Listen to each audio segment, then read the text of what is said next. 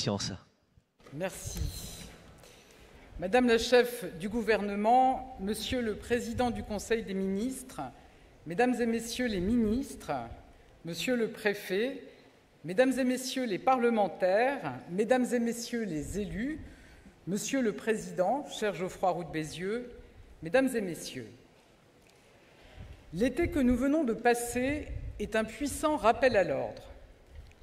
Ces derniers mois, la canicule a commencé plus tôt encore que les autres années, la sécheresse a atteint des niveaux records, les feux de forêt ont détruit des dizaines de milliers d'hectares, y compris dans des territoires jusqu'ici épargnés, des orages violents ont fait des victimes et provoqué des dégâts considérables.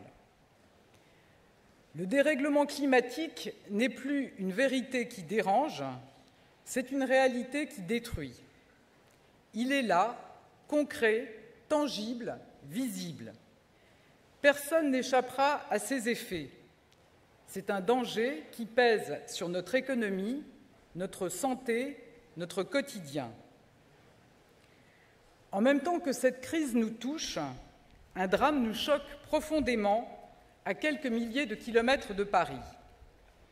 Une démocratie est attaquée, des villes entières sont détruites, des populations doivent fuir et des vies humaines sont perdues. En tant que citoyens, en tant que démocrates, en tant qu'Européens, cette attaque brutale nous indigne, nous révolte et nous impose d'agir. Vous avez entendu tout à l'heure le témoignage poignant du président Zelensky. Je veux ici à nouveau assurer l'Ukraine du total soutien de la France. Nous serons à ses côtés jusqu'au bout.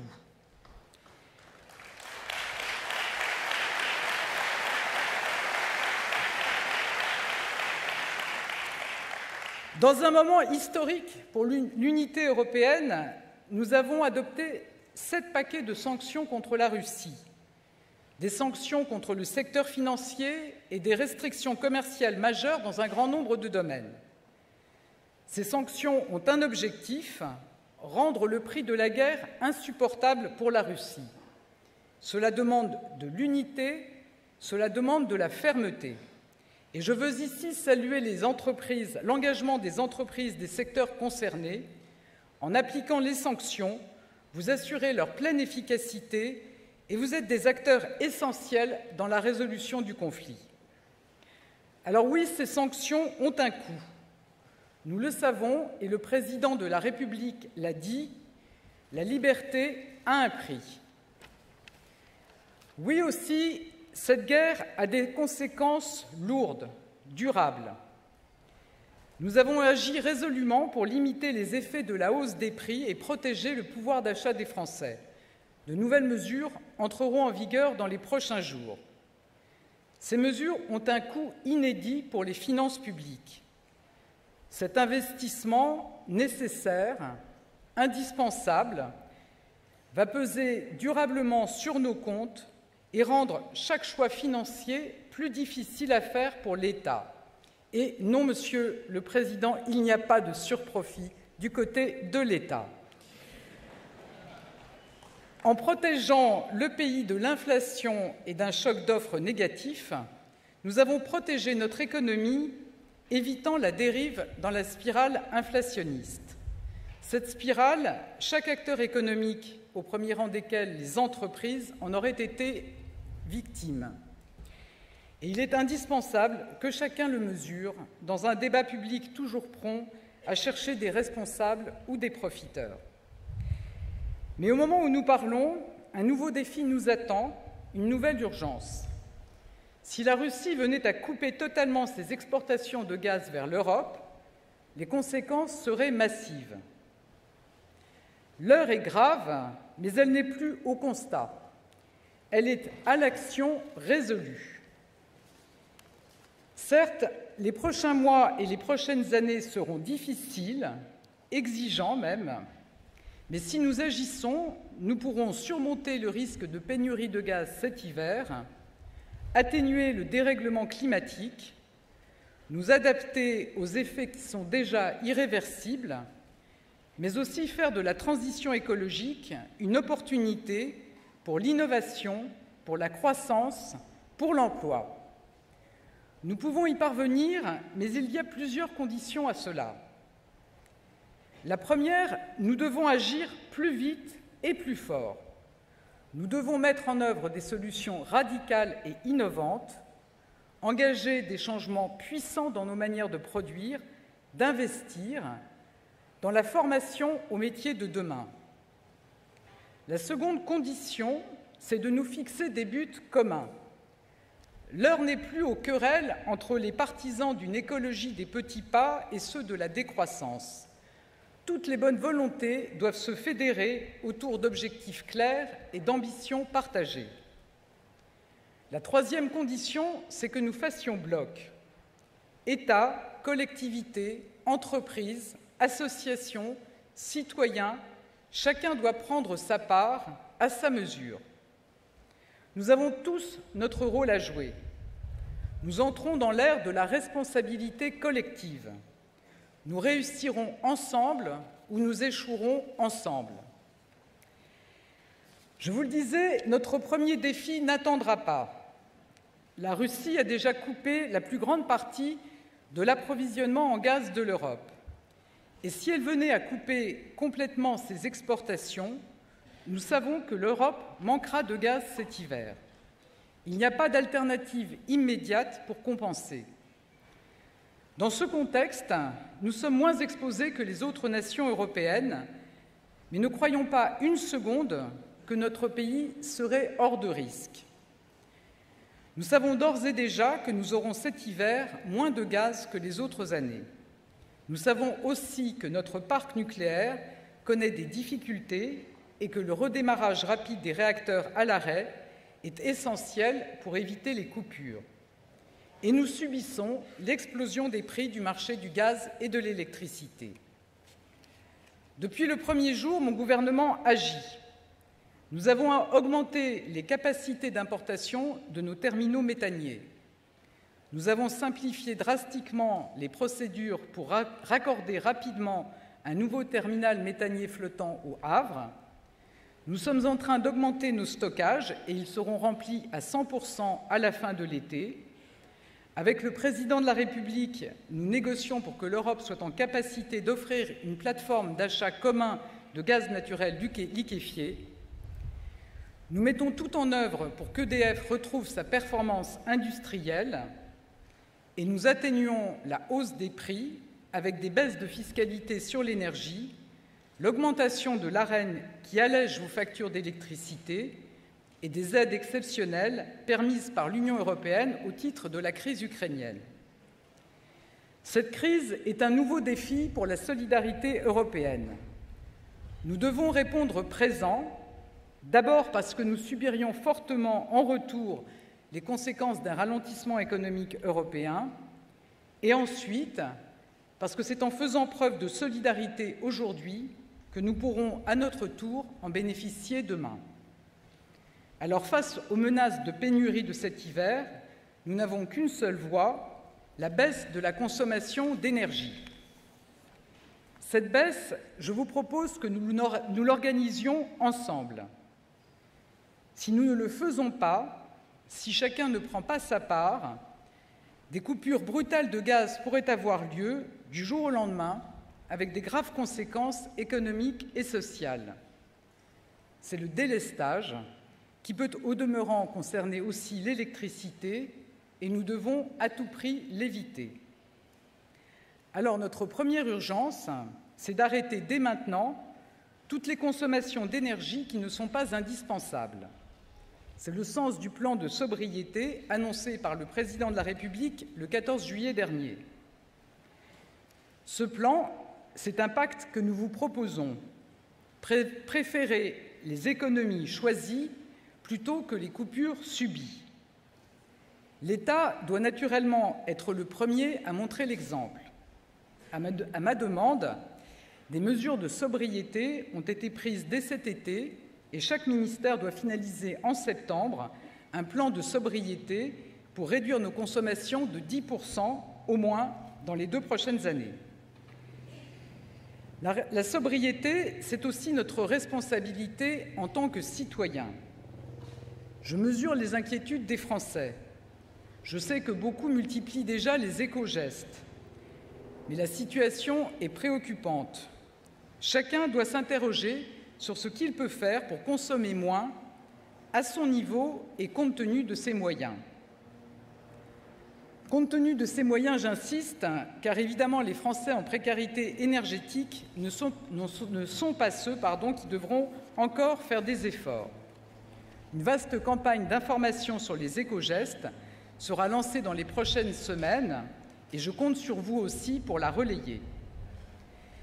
La sobriété, enfin, concerne bien sûr vos entreprises.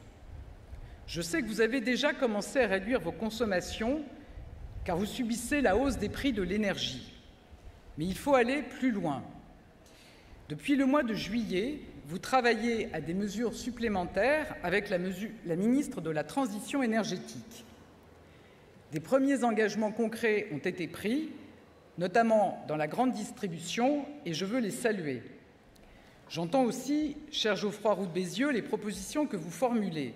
Je retiens par exemple l'idée d'un ambassadeur de la sobriété dans chaque entreprise.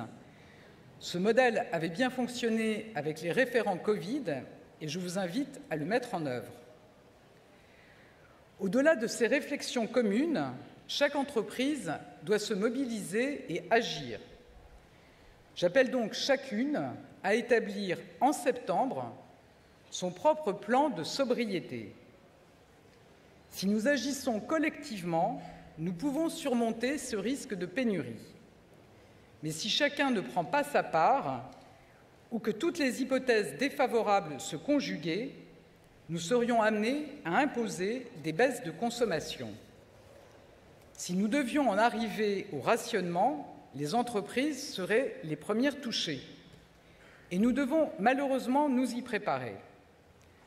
Nous travaillons avec plusieurs d'entre vous, et notamment France Industrie, aux manières de réduire au maximum l'impact économique d'un éventuel rationnement. Nous pensons notamment à un marché d'échange de droits à consommer.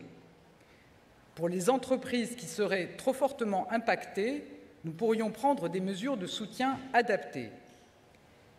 Je vous donne rendez-vous début octobre. Nous disposerons d'un premier bilan des plans de sobriété engagés et des dernières prévisions des experts. Je présenterai alors les différents scénarios et nous aurons une vision plus claire du risque de rationnement. Ensemble, nous pouvons surmonter la menace de pénurie d'énergie de cet hiver. Mais au-delà de ces efforts exceptionnels, préparer cet hiver et les suivants, c'est accélérer la sortie des énergies fossiles. C'est agir pour notre souveraineté énergétique. C'est aussi améliorer notre compétitivité face à l'explosion des prix de l'énergie. Mesdames et messieurs, les mois qui viennent ne sont qu'une étape vers les changements plus profonds que nous devons engager pour la transition écologique. Nous avons besoin d'une évolution radicale. Mais ne nous trompons pas sur le sens de ce mot. Radical ne veut pas dire violent, subi ni décroissant. Contrairement à l'affirmation de certains, la décroissance n'est pas la solution. La décroissance attaquerait notre niveau de vie, elle mettrait en péril le financement de notre modèle social, elle braquerait nos concitoyens et nous empêcherait d'avancer. La solution viendra d'une croissance nouvelle, réorientée. La transition écologique est une opportunité. Elle permettra d'innover, de transformer les filières existantes et d'en créer des nouvelles, de renforcer notre souveraineté et de créer de nouveaux emplois. Pour cela, il nous faut aussi un plan de bataille, la planification écologique. Nous ne partons pas de rien. Nous nous appuyons sur un bilan concret avec une accélération de la diminution de nos émissions de gaz à effet de serre au cours du précédent quinquennat, mais nous devons aller plus loin. Le président de la République s'est engagé à un doublement de la baisse dans le quinquennat qui s'ouvre Et c'est ensemble que nous y parviendrons. Pour tenir notre objectif européen de réduire de 55% les émissions d'ici 2030 et pour nous adapter face au dérèglement climatique, nous avons besoin d'un plan global et complet. Il sera le pendant du Green Deal européen. Il établira les transformations supplémentaires que nous devons engager dans nos façons de nous déplacer, de nous nourrir, de produire, de nous loger, de consommer. Pour définir ce plan, nous avons besoin d'un calendrier et d'une méthode claire. Nous allons travailler secteur par secteur en rassemblant toutes les parties prenantes autour des ministres compétents. Chaque secteur aura des objectifs de baisse d'émissions de gaz à effet de serre et d'adaptation au changement climatique et devra définir une liste d'actions très concrètes à mener, un calendrier de mise en œuvre précis avec des points d'étape où nous devrons rendre compte collectivement des moyens à mobiliser et des freins à lever pour réussir. Dès le mois de septembre, nous lancerons des premiers cycles de discussion et de négociation pour 3 premiers secteurs clés. Le premier, c'est celui de la forêt. Au-delà des incendies de cet été, la hausse des températures met à mal nos forêts et renforce l'urgence à agir. Protéger et mieux gérer nos forêts, c'est préserver notre biodiversité et nos puits de carbone. Le second secteur, c'est celui de l'eau. La baisse des prélèvements en eau est essentielle pour nous adapter au changement climatique. Nous devons mieux lutter contre les gaspillages, prioriser nos usages et faire évoluer certaines de nos pratiques agricoles dans la suite du Varenne de l'eau. Et le troisième secteur sur lequel nous voulons planifier, c'est la production d'énergie décarbonée autour du nucléaire et des énergies renouvelables. Le ministre de la Transition écologique et de la Cohésion des territoires, le ministre de l'Agriculture et la ministre de la Transition énergétique piloteront ces 3 premiers chantiers. Pour ne pas perdre de temps, dès que des mesures feront l'objet d'un accord, nous acterons leur mise en œuvre sans attendre la fin de tout le processus de négociation. Au cours de l'automne, cette démarche sera engagée pour l'ensemble des secteurs, avec comme objectif d'aboutir d'ici la fin de l'année à une première vision complète de notre planification écologique. Un suivi constant de sa mise en œuvre sera réalisé par le nouveau secrétariat général à la planification écologique. Ce suivi doit être transparent. Nous souhaitons le partager avec les Français. Un tableau de bord sera rendu public. Chacun pourra voir où nous en sommes, ce qui avance et ce qui reste à faire. Nous nous dotons d'une stratégie claire et vous prendrez aussi vos responsabilités, je le sais. C'est un impératif car la transition écologique sera la condition sine qua non de la compétitivité des entreprises demain. Celles qui ne se transformeront pas verront leur part de marché, leurs opportunités, leur attractivité et leur capacité à recruter des talents se réduire jusqu'à disparaître, tandis que celles qui s'engageront et investiront sur la transition écologique vont croître, attirer et se développer.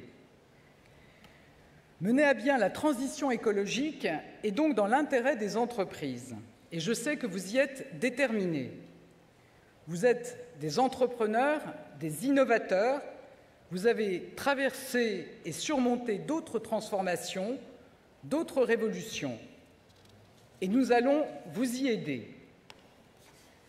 Nous agirons pour vous donner une vision, un cadre clair et prévisible, y compris au niveau européen. Et je sais, cher Geoffroy Roux de Bézieux, qu'il s'agit d'une des préoccupations les plus fortes des entreprises, vous l'avez rappelé. Grâce à la planification et à notre action auprès de la Commission, nous vous offrirons une visibilité maximale en termes de normes, de fiscalité et d'incitation. Grâce à ce cadre clair, les entreprises, les banques, les fonds pourront orienter massivement leurs capitaux vers des investissements d'avenir pour la décarbonation, l'évolution des usages ou encore l'économie circulaire. La transition écologique doit désormais être un critère central de chaque décision d'investissement, privée comme publique. Nous vous accompagnerons pour compléter et prolonger votre action. C'est le sens, bien sûr, du plan d'investissement France 2030, qui mobilise plus de 50 milliards d'euros pour préparer la France de demain, pour répondre par l'innovation aux grands défis de notre temps, pour révolutionner l'industrie, nos transports, notre agriculture. Ce plan doit permettre de soutenir nos secteurs d'avenir, l'hydrogène, les énergies renouvelables, les véhicules électriques, le nucléaire, les semi-conducteurs consommant moins ou encore les matériaux pour la transition écologique. Les appels à projets sont lancés et près de 7 milliards d'euros sont déjà engagés. C'est le signe que la réindustrialisation par l'innovation et par la transition écologique, entamée depuis 2017, fonctionne et s'accélère, avec des créations d'emplois et des filières nouvelles à la clé. Les résultats sont là, 3 gigafactories de batteries en France, alors que nous n'en comptions aucune en 2017. D'autres sur l'hydrogène arrivent, comme à Belfort. C'est un immense chantier qui s'engage. Il va encore falloir accélérer dans les prochaines années. Soutenir vos investissements, c'est également le rôle de Bpifrance et de l'ADEME. Pour réussir la relocalisation, nous créons également un cadre de concurrence loyale face aux entreprises moins vertueuses, notamment grâce à la taxe carbone aux frontières de l'Europe. Nous allons aider aussi les secteurs qui doivent changer, et notamment les travailleurs dont les professions évoluent, par l'anticipation, la formation et la reconversion. Je pense en particulier à l'automobile, qui fait face à des défis immenses. Pour inciter chacun à s'engager dans la transition écologique, certaines entreprises font déjà le choix de conditionner une part du salaire de leurs dirigeants à l'atteinte d'objectifs RSE. C'est une excellente chose qui témoigne d'une volonté de faire et d'un engagement concret. Comme vous y a appelé le Président de la République, je vous invite à nous faire part de propositions ambitieuses pour que cette pratique devienne la norme. Nous attendons aussi un accompagnement de vos salariés en les aidant à adopter des mobilités plus propres, mais également en limitant les déplacements et en favorisant les nouvelles manières de travailler. Mesdames et messieurs, la transition écologique sera un levier clé pour l'émergence de nouvelles filières, de nouveaux secteurs et la création de nouveaux emplois. Elle est donc au cœur de notre stratégie pour le plein emploi. Car le plein emploi est un des combats clés de mon gouvernement. J'y tiens personnellement et il nous est accessible. Grâce aux réformes du précédent quinquennat, nous avons porté l'apprentissage à des niveaux records, nous avons mené un effort particulier pour notre jeunesse et surtout nous avons rendu le travail toujours plus attractif. Les résultats sont là, le taux de chômage est au plus bas depuis 15 ans, le taux de chômage des jeunes au plus bas depuis 40 ans. Nous avons déjà accompli la moitié du chemin. Et si je fais du plein emploi l'une des matrices de l'action de mon gouvernement, c'est parce que tout un modèle de société en découle. Le travail, c'est l'émancipation et la dignité. C'est la capacité à gagner son indépendance, à choisir sa vie. C'est la source de l'égalité car il récompense le sens de l'investissement et de l'effort. Avec le plein emploi, nous pourrons créer plus de richesses et en cela garantir la pérennité de notre modèle social. Avec le plein emploi, nous pourrons atteindre nos objectifs de croissance et être des acteurs incontournables de la souveraineté européenne. Le plein emploi sera déterminant pour atteindre notre ambition, une France forte dans une Europe indépendante. Alors, pour réussir, le gouvernement mènera toutes les réformes nécessaires pour certaines, dès les prochaines semaines, afin de lever les différents freins au plein emploi. Nous continuerons à rendre le travail toujours plus rémunérateur que l'inactivité. Lorsque tant de secteurs connaissent des difficultés de recrutement, personne ne peut comprendre que nous ayons encore trop de personnes au chômage. Dès la rentrée parlementaire, nous présenterons aux députés un projet de loi sur l'assurance chômage. Par ailleurs, nous engagerons rapidement des discussions avec les partenaires sociaux, auxquels je continuerai à faire confiance, Monsieur le Président, pour faire évoluer les règles d'indemnisation chômage en fonction de la conjoncture. Plus strictes quand la situation de l'emploi est favorable et plus protectrices quand le chômage est plus important.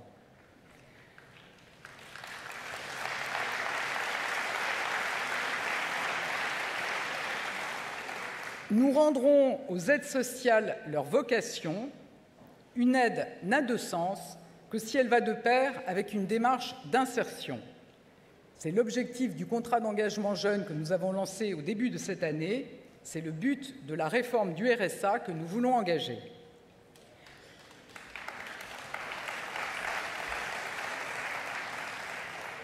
Nous veillerons à mieux accompagner les chômeurs en faisant en sorte que tous les acteurs travaillent ensemble et en simplifiant notre organisation.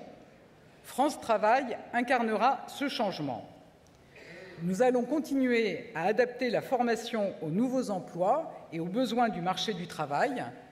Nous agirons dès la fin du collège en orientant mieux et en réformant les lycées professionnels.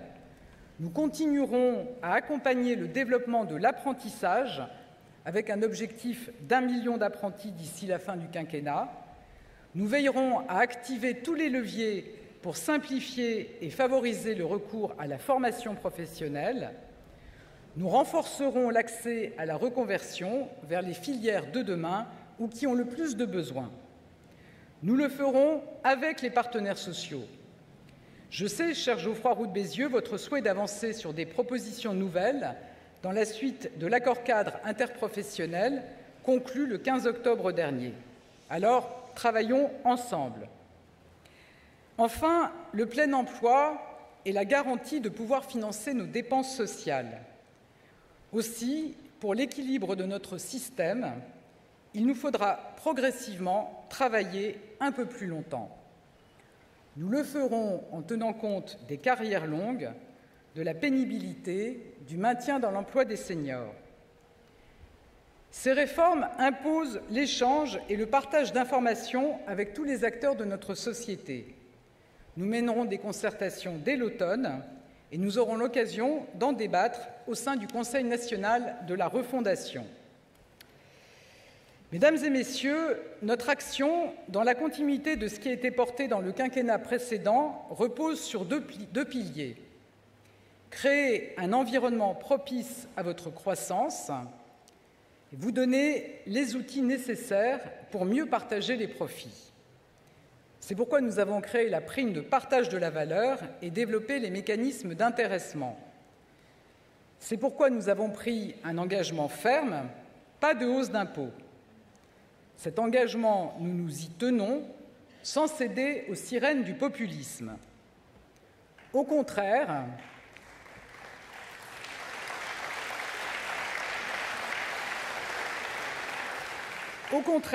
comme vous l'appeliez de vos vœux, nous allons continuer les baisses massives sur les impôts de production et supprimer la CVAE.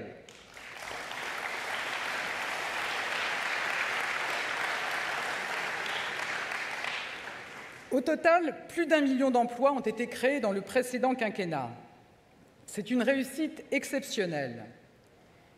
Face à nous désormais, et chacun de vous peut en témoigner, le défi va être celui du recrutement et des compétences.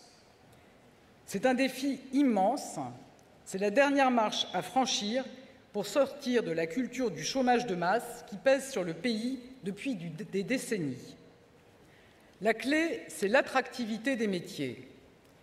Pour recruter, il ne s'agira pas uniquement d'attendre que l'État fixe de nouvelles normes ou de nouvelles obligations, mais que vous agissiez résolument pour garantir une meilleure qualité de vie au travail, pour engager les négociations salariales nécessaires, pour investir sur tous les freins à l'accès au travail, je pense notamment à la mobilité des salariés. Il n'y aura pas de plein emploi sans bon emploi.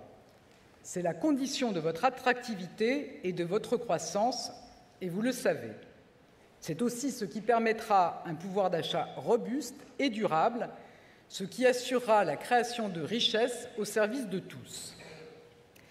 Mesdames et messieurs, le Président de la République l'a souligné, nous sommes dans une période de bascule. Toutes nos certitudes sont ébranlées, le réchauffement climatique s'accélère, tout ce qui nous semblait infini touche ses limites. Nous devons réagir, changer, nous adapter. Nous devons mener des transformations radicales dans nos manières de produire, d'investir, de consommer. L'heure n'est plus à attendre, l'heure n'est plus aux demi-mesures, l'heure n'est plus au chacun pour soi, l'heure est à la responsabilité collective.